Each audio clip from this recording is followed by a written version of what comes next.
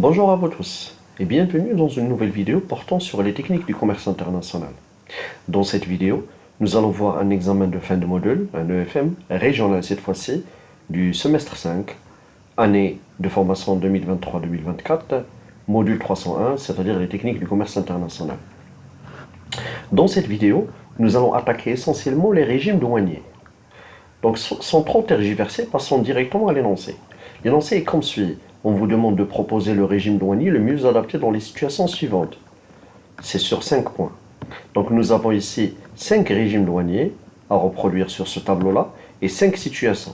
Donc chaque situation correspond à un régime déterminé. Donc nous avons tout d'abord le premier régime, c'est l'exportation temporaire. Qu'est-ce que ça veut dire une exportation temporaire? Il s'agit tout simplement d'exporter un véhicule ou bien un engin ou bien par exemple un matériel destiné à séjourner dans un pays temporairement et ensuite revenir sur le territoire de base. Ensuite, deuxième élément, c'est l'entrepôt de stock export. C'est un entrepôt de stockage en attendant l'exportation de la marchandise. Troisième régime, c'est ce qu'on appelle l'admission temporaire. L'admission temporaire, c'est l'opération inverse de l'exportation temporaire. Donc on importe temporairement, admission ou bien importation temporaire, on importe temporairement une machine, ou bien par exemple un matériel, ou bien un véhicule, destiné à séjourner temporairement dans notre pays et par la suite réexporté dans une durée déterminée. Ensuite, nous avons ce qu'on appelle l'exportation en simple sortie. Qu'est-ce que ça veut dire une exportation en simple sortie? C'est-à-dire que cette marchandise est destinée à être consommée sur un autre territoire. On exporte la marchandise pour qu'elle soit destinée à être consommée sur un autre territoire. Ici, nous avons entre parenthèses le tir, c'est-à-dire le transport international routier, c'est-à-dire que l'opération se fait par camion, par route. Ensuite, dernière opération, c'est ce qu'on appelle le perfectionnement passif. Exportation temporaire pour le perfectionnement passif. C'est-à-dire on envoie des marchandises ou bien des matières premières qui sont destinées à rentrer dans la fabrication d'autres produits et ces produits-là sont réexportés par la suite. Voilà. Donc, première situation, voilà, vous expédiez du matériel destiné à tester les performances d'une machine à outils vers la Turquie. Donc, on expédie du matériel, mais ce matériel, il est seulement destiné à tester les performances d'une machine. Une fois que nous aurons terminé l'opération de testage, voilà, on pourrait rapatrier notre matériel. Donc, de quel régime douanier s'agit-il à votre avis? Donc, il s'agit bel et bien d'une exportation temporaire parce que ce matériel-là, il est destiné seulement à tester les performances et après, il doit être réimporté.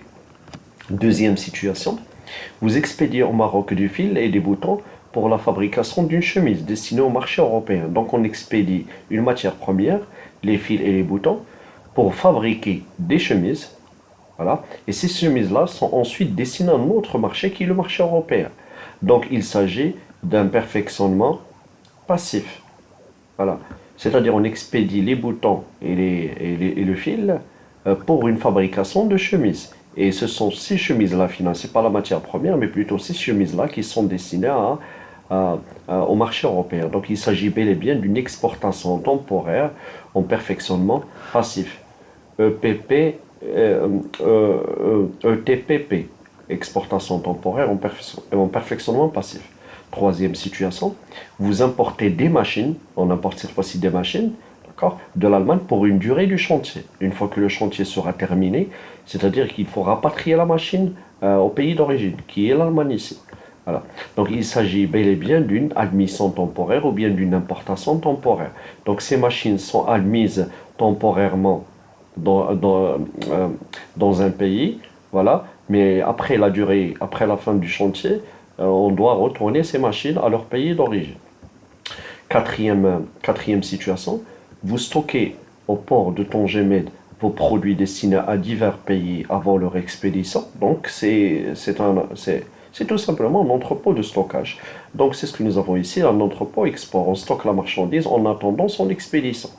Voilà. Cinquième et dernière situation, vous exportez régulièrement par route à destination du marché français. Donc on exporte régulièrement, d'une manière régulière par route. Donc ce sont des marchandises destinées à être consommées sur un autre territoire, mais cette fois-ci par route, exportation en simple sortie. Donc il s'agit bel et bien d'un transport international routier, comme nous l'avons indiqué ici, par route. Je pense maintenant que vous avez une idée sur quels sont les différents régimes douaniers qui correspondent à chaque situation. Et aussi, vous avez une idée sur les différents régimes douaniers qu'on pourrait un jour retrouver lors d'une opération d'importation ou bien d'exportation. Je vous remercie pour votre écoute et je vous dis à très bientôt pour une prochaine vidéo.